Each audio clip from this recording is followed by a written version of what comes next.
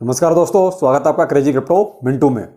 आज G20 की जो मीटिंग्स की एक चर्चा अच्छी खासी चल रही है और बाकायदा फाइनेंस मिनिस्ट्री के साइट पर भी कुछ अवेलेबल है। बात करेंगे एवेक्स के बारे में, आखिर ये क्यों थोड़ा सा पंप कर रहा है और फ्लोकिनू की दोबारा से चर्चा शुरू हो गई है। चलो वन बाई वन पहले लेते हैं। सबसे ज़्यादा डिमांड की जो थी वो था आपका फ्लोकिनू का, तो पहले फ्लोकिनू से ही शुरू करते हैं।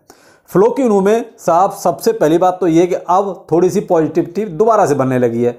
अब उसकी वजह है ये कि दोबारा से इलॉन मस्क के ट्वीट्स जो है घूमने लगे हैं। डायरेक्ट फ्लोकी के लिए एक भी नहीं है, लेकिन क्या है कि जोड़ दिया जा रहा है फ्लोकिनू के साथ। एक रिसेंटली अभी 2-3 घंटे पहले ट्वीट आया है जो मेक ए मीम्स के, यानी मीम्स के ऊपर ही है सारा, 3-4 बना दिया है। मैं आपको स्क्रीनशॉट दे रहा हूं, आप देख लीजिए। इसको जो है सीधा सीधा उसके साथ जोड़ दिया गया फ्लोकिनू के साथ, या और भी जो मीम कॉइन्स हैं उनके साथ जोड़ा जा रहा है कुल मिला के। लेकिन ये है किसके लिए ट्वीट्स ये क्लियर नहीं है, लेकिन मीम्स कॉइन्स के लिए तो नहीं है जहां तक मैं समझ पा रहा हूं। लेकिन फिर भी इसको उठा के मीम कॉइन्स के साथ जोड़ दिया गया, यानी कि हम सोचते हैं मीम कॉइन्स के बारे में, बनाते हैं मीम कॉइन्स, कुछ इस टाइप का अगर मतलब निकाला जाए तो ये है। लेकिन मुझे नहीं लगता इलॉन मस्क शायद इतना घुमा के कोई ट्वीट्स करेंगे, लेकिन फिर जो भी है, लेकिन उसको मीम कॉइन्स के साथ जोड़ दिया और फ्लोकिनू में थोड़ा सा अप ट्रेंड हल्का सा शुरू भी हुआ। अब दूसरा है जो इलॉन मस्क के पुराने ट्वीट्स है, यानी करीब करीब 2021 के ट्वीट्स उठा के अब पोस्ट किए जा रहे हैं। और वो कोई इलॉन मस्क पोस्ट नहीं कर रहा है, ये अपने यूजर से ही पोस्ट कर रहे हैं।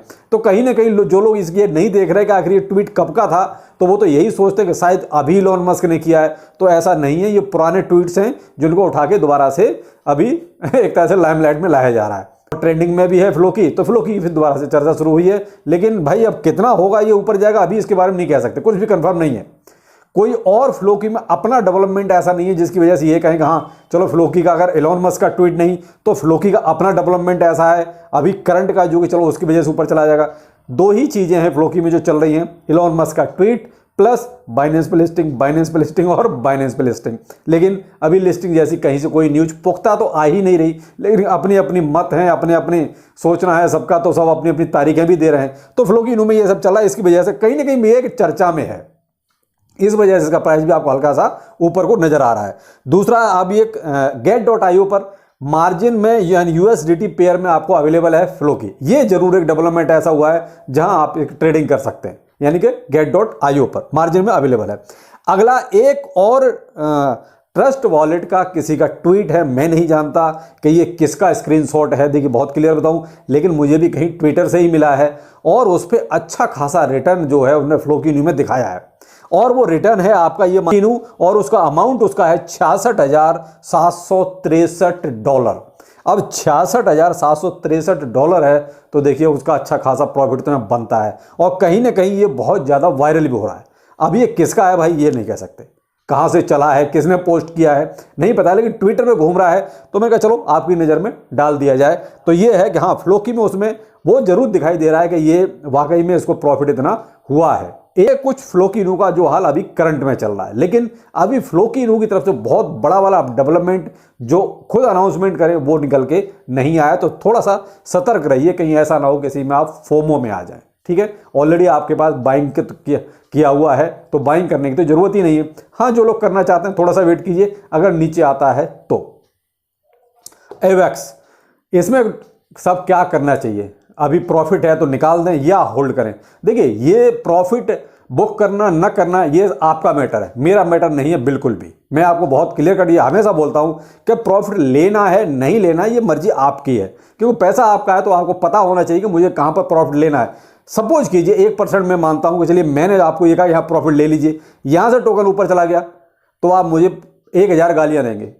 तो मेन चीज है कम से कम ये डिसीजन तो आप लीजिए। अगर यहां से नीचे चला गया और मैंने आपको मना कर दिया तो भी आप मुझे गालियां देंगे। तो कहता है आप, वो कहता है नहीं समझेंगे उस चीज को, आप तो ये कहेंगे कि इसने मुझे नुकसान करवा दिया। लेकिन जब प्रॉफिट हो रहा है तो ये डिसीजन आपको लेना आना चाहिए कि हमें प्रॉफिट लेना है या नहीं लेना है। लेकिन अवेक्स में जो अभी प्रॉफिट है, अगर मुझसे पूछा जाए मेरा अपना पर्सनल ओपिनियन, तो मैं होल्ड करना चाहूंगा, अभी प्रॉफिट नहीं लूंगा। मर्जी आपकी, आपको लेना है ले लीजिए, नहीं लेना मत लीजिए। मैं तो बहुत स्पष्ट इसलिए बोलता हूं कि फाइनेंशियल डिसीजन कोई दूसरा क्यों लेगा। जब पैसा आपका है तो डिसीजन भी आपका होना चाहिए, नफा नुकसान भी आपका होना चाहिए, क्योंकि पैसे की बात है भाई, कोई दूसरा इसमें हकदार नहीं है। प्रॉफिट होगा तो आपका होगा, लॉस होगा तो आपका होगा, तो प्रॉफिट लेना आपको आना चाहिए। लेकिन लालच में होता यही है कि 90% लोग प्रॉफिट बुक करते ही नहीं है ज़्यादा के चक्कर में। अभी करंट में प्राइस जो है $19.93 में चल रहा है और इसमें जो अपडेट हुए हैं जिसकी वजह से इसमें थोड़ा सा ट्रेंड अच्छा बना हुआ है वो हुआ एक फुजी टेस्टनेट जो है सपोर्ट करता है इसका राउटर डेवनेट को, और दूसरा अपडेट हुआ है इसका पी चेन, यानी कि आप डिटेल एक्टिविटीज आप चेन की एक तरह से सर्च कर सकते हैं, एक तरह से जान सकते हैं, जैसे स्टेकिंग का हो गया और आपका क्रॉस चेन जो ट्रांसफर है वो हो गया और आपका रिवार्ड डिस्ट्रीब्यूशन का हो गया। इस तरीके से यानी बहुत ही ईजी बना दिया है पी चेन के जरिए। तो ये भाई ऑलरेडी अब देखिए ब्लॉकचेन पावर अपना टोकन है, तो इसीलिए जो है उसको एक तरह से ये पी चेन का जो डेवलपमेंट इसमें आया है इसकी वजह से ये दो डेवलपमेंट हो गए, एक तो हो गया फुजी टेस्टनेट और पी चेन, इसकी वजह से इसमें थोड़ा सा आपको स्पाइक नजर आ रहा है। तो मुझे लगता है कि इसकी हाइप अभी थोड़ी सी और रहेगी, क्योंकि देखिए होता यही है कि कुछ दिन बाद जो हाइप बनी होती है वो खत्म तो होती है, तो अभी मुझे लगता है कि इसकी हाइप थोड़ी रहेगी। तो मुझे लगता है कि मैं थोड़ा सा भी 1-2 दिन और वेट कर सकता हूं। लेकिन भाई देखिए मेरा डिसीजन है, आपको प्रॉफिट लेना है लीजिए, नहीं लेना मत लीजिए। मैंने आपको वो बात क्लियर कर दी कि इसमें आखिर डेवलपमेंट क्या है, इसलिए मैं रुकना चाहता हूं। अब आते हैं हम G20 की मीटिंग यानी रेगुलेशंस को लेके अच्छी खासी अभी एक चर्चा चल रही है, क्योंकि 22 से लेकर 25 तक मीटिंग है बेंगलोर में। तो G20 के जो भी देश हैं उसमें सारे के सारे शामिल हो रहे हैं। तो वहाँ पहली मीटिंग होगी अपने निर्मला सीतारमण यानी कि फाइनेंस मिनिस्टर और जो और अदर कंट्रीज़ के जो भी मेंबर हैं, जो मेंबर एक तरह से कहेंगे सांसद कहेंगे जो भी, तो वो सारे एक तरह से पार्टिसिपेट करेंगे और सब अपने अपने मत रखेंगे, अपने अपने विचार रखेंगे क्या करना है कैसे करना है।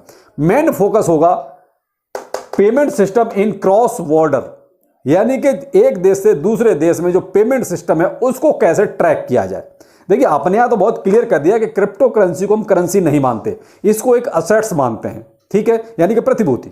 तो आप यहाँ करेंसी के रूप में यानी फिएट करेंसी जैसा अपना रुपया है उस तरीके से हम लेन देन करते हैं, वो चीज़ कभी इंडिया में शायद अभी पॉसिबल नहीं है जो अभी का हिसाब है। आगे क्या होगा वो तो नहीं पता, लेकिन अभी तो बहुत क्लियर कट बोल दिया है कि हम इसको असेट्स मानते हैं ना कि करेंसी।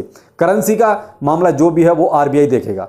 तो अब यहाँ जो मेन बात है, जो मेन फोकस होगा उस पूरे मीटिंग में, और जो दूसरी मीटिंग होगी, एक तो मैंने मिनिस्टर से बताया, दूसरी मीटिंग है इसमें जो आरबीआई के जो स्टेट बैंक्स के गवर्नर हैं उनके साथ। तो 2 मीटिंग होनी है और दोनों में जो है वही 22 और 25 के बीच में हो जानी है। दोनों मीटिंग में मुद्दा यही होगा कि हम एक दूसरे देशों में जो ट्रांसफर होगा तो उसको कैसे ट्रैक करेंगे, उसको कैसे एक तरह से हम अपने सिस्टम में लेके आएंगे। बस सारा मामला यहीं फंसा हुआ है। देखिए अपने यहाँ तो आप आदमी टीडीएस लगा देता है तो ट्रैक हो जाता है कि क्या आपने कहाँ कैसा क्या ट्रांसफ़र किया, लेकिन जो क्रॉस बॉर्डर है, जो अपने एक तरह से देखा जाए तो डिसेंट्रलाइज तरीके से जो भी आप करते हैं ट्रांसफ़र, वहाँ कहीं ना कहीं इनकी मंशा है कि उसको भी ट्रैक किया जाए, वो कैसे किया जाएगा।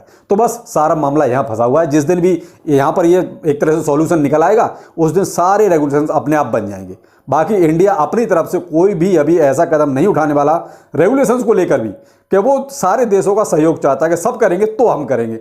लेकिन एक चीज़ और भी है, बहुत से देशों ने कर दिया तो आप भी उस तरीके से कर सकते हो। जब और देशों में कुछ और नियम लागू होंगे अमेंडमेंट बाद में कर लीजिए, भाई बाद में सुधार कर लीजिए, लेकिन वो नहीं करना चाहते। वो तो जब तक सब नहीं कर देंगे उसके पीछे से करेंगे, यानी लाइन में सबसे पीछे खड़े हैं। कोई भी अच्छा काम होता है तो लाइन में सबसे पीछे खड़े होते हैं। तो वो इंडिया का हाल है कि अभी इस मामले में लाइन में सबसे पीछे हैं। रेगुलेशंस वो तभी लेके आएंगे जब और बाकी सारे कर देंगे लागू, उसके बाद ही ये कुछ सोचेंगे उसके बारे में। अभी तो ये तो कुछ अभी तक के लेटेस्ट अपडेट, बाकी चलिए फिर मिलते हैं। नमस्कार।